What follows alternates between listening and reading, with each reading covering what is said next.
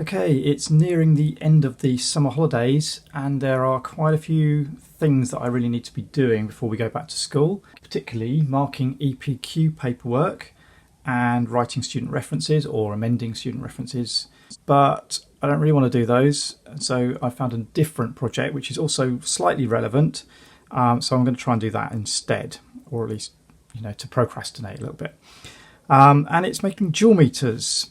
Now this is a Joulemeter. It basically measures electrical energy and they're quite expensive if you buy them. So a few years ago I designed this thing, and earlier in the year we had got together a kit of parts for the students to build them in kind of a science club at lunchtime.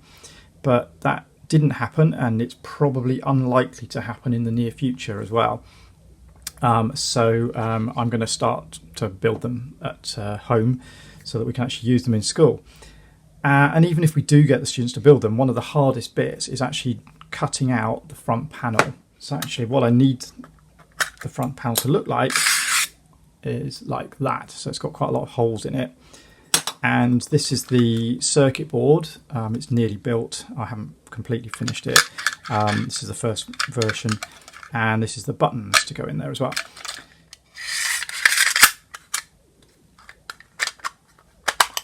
So what I'm going to do today is mark out the front panel for the box so that I can drill all the holes. Okay, and I wrote down, don't know if you can see it, I wrote down all the measurements that I need to make. So there's like measurements for the holes for holding the display and for the connectors, and some big holes for the buttons. And drilling big holes is actually quite difficult. So I bought online a set of these. It's a stepped drill bit, which means you can actually drill a small hole and then that drills a slightly bigger hole and then a slightly bigger hole and a slightly bigger hole. And it means you actually get a nice circular hole centered on the point that you actually want it to be. Because if you try and drill one big hole in one go, you end up with something that looks a bit triangular and it's never in the right place. So these hopefully will make it a bit easier to drill the big holes. So I have to measure out all these measurements and draw them in pencil onto the front panel so that I can drill them out. So let's do that. Oh, and I originally started using this metal ruler, but I find it's really quite hard on the pencil, and as I'm drawing along the pencil it's kind of cutting away at the tip of the pencil.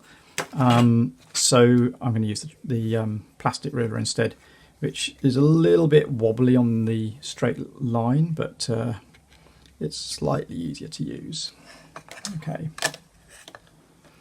I don't know whether I can do this and actually see properly. I actually have to use my glasses now, so I can't see it quite well enough. So I'm just going to adjust the angle of the camera so that I can get my head in the way. Alright, so I've moved the camera so I can see what I'm doing. So I'm just going to mark this up with all the positions for drilling holes. But if I do it in real time, it might be a bit like watching paint dry. So I think I will do it as a time lapse.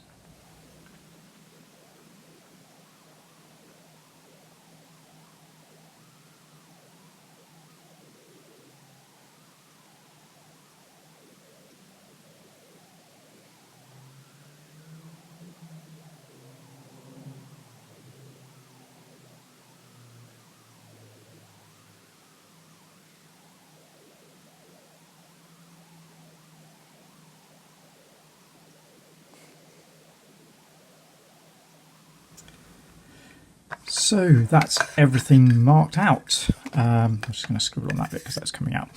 So what are the holes for? Okay, well, obviously that and that are for the red and black terminals. These positions here are for the screws that hold the display in. This part, the outer rectangle of this one, is the display hole, the opening, and all of these little marks here are for where I'm going to drill holes to basically cut that out. So these aren't terribly critical, they're just so that I can cut the middle out of that rectangle because I haven't got anything other than drills to cut it out. Really, laser cutter would be better, but I haven't got one of those. Well, not one that cuts aluminium anyway. And then we've got the same terminal posts and the connection, the fittings the other side. And then at the bottom, we've got the mark for the screw to hold the buttons in, these two ends. And these are the centre positions for the button holes, and I've just drawn squares around those positions so that when I'm drilling I should be able to check that the circle for the hole is just touching the edge of those squares. That tells me whether I'm staying central or not once I've started drilling. So that is now ready to be drilled, but I think I will do that on another video.